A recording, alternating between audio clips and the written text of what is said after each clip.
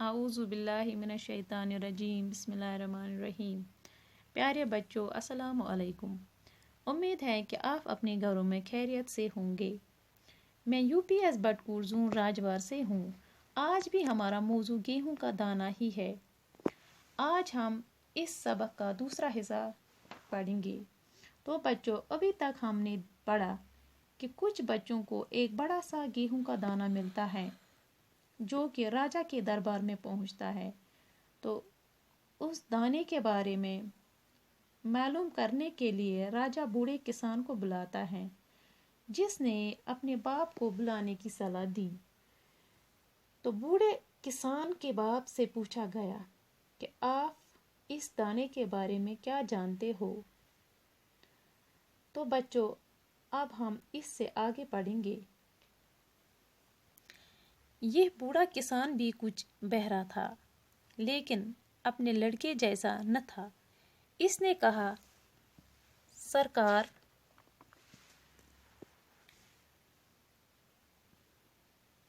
میں نے آج تک کبھی اتنا بڑا گیہوں نہ بویا ہے، نہ دیکھا ہے، اور کبھی مول بھی نہیں لیا، کیونکہ ہمارے زمانے میں مول لینے کا رواج ہی نہ تھا۔ ہم اپنے کھیتوں میں اتنا اگاتے تھے کہ مول لینے کا سوال ہی پیدا نہ ہوتا تھا۔ ان دنوں روپیہ پیسہ بھی نہ تھا۔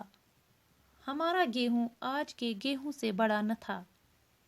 میں نے اپنے والد کی زبانی اتنے بڑے گیہوں کا ذکر تو سنا ہے۔ ان کے زمانے میں ایسا گیہوں ہوتا تھا۔ آپ ان سے دریافت کر لیں۔ اب اس بوڑھے کسان کو بھی حاضر کیا گیا۔ وہ دربار میں جوانوں کی طرح بغیر کسی سہارے کے چلتا ہوا آیا۔ اس کے ہاتھ پاؤں مضبوط تھے، اس کی آنکھوں میں چمک تھی، اور وہ بہرا بھی نہ تھا۔ راجا نے گیہوں کا دانہ اس کے ہاتھ میں دیا۔ اس نے جیسے ہی اس گیہوں کو ہاتھ میں لیا تو مارے خوشی کے اچھل پڑا اور بولا، یہ تو میرے زمانے کا گیہوں ہے۔ راجا نے پوچھا، بڑے دادا، کیا آپ بتا سکتے ہیں کہ ایسا گیہوں کب اور کہاں پیدا ہوتا تھا؟ کسان بولا، مہاراج، میرے زمانے میں ایسا گیہوں ہر جگہ ملتا تھا اور بویا جاتا تھا۔ میں نے اپنی جوانی میں ایسا گیہوں بویا بھی ہے اور کھایا بھی ہے۔ راجا نے پوچھا، بڑے دادا، کیا ایسا گیہوں بازار میں بکتا تھا؟ کسان نے جواب دیا، سرکار، ہمارے زمانے میں کوئی بھی اناج بیچنے کا گناہ نہ کرتا تھا۔ ہم میں سے کوئی بھی پیسے کا نام نہ جانتا تھا۔ ہر ایک کے پاس اپنی ضرورت کے مطابق گیہوں ہوتا تھا۔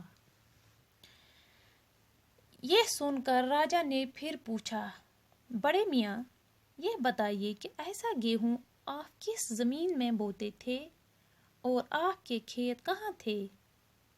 اس پر بوڑھے دادا نے کہا، ہمارے کھیت اتنے بڑے تھے جتنی خدا کی زمین۔ جہاں جہاں میں ہل جوتتا تھا وہ میرا کھیت تھا۔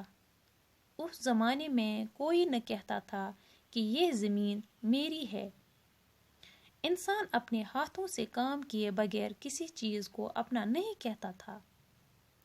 راجا نے کچھ سوچا اور پھر کہا، بڑے دادا، مگر ہم اس زمانے میں اتنا بڑا گیہوں کیوں نہیں پیدا کر سکتے؟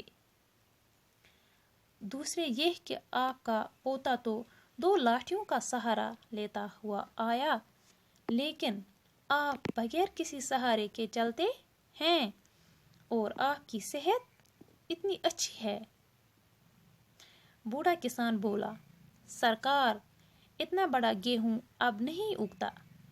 وجہ یہ ہے کہ آج کا انسان اپنی کمائی پر مطمئن نہیں، بلکہ اپنے پڑوسی کی دولت کی طرف للچائی ہوئی نظر سے دیکھتا ہے۔